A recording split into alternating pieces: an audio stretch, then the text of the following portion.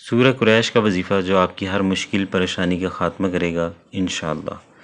41 دن کے اندر آپ کی سب مشکلات ختم ہو جائیں گی، کسی بھی قسم کی پریشانی ہو، حاجت ہو، اس وظیفہ سے پوری ہو۔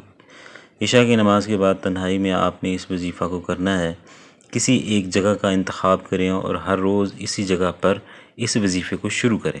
41 دن تک آپ نے یہ وظیفہ کرنا ہے اور اول و آخر 3 بار درود شریف پڑھنا ہے، اور اس کے بعد سورہ قریش کو 313 مرتبہ پڑھنا ہے اور بلا ناغہ بسم اللہ الرحمن الرحیم لإیلاف قریش ایلافہم رحلۃ الشتاء والصیف فلیعبدوا رب ھذا البیت الذی اطعمہم من جوع وآمنہم من خوف۔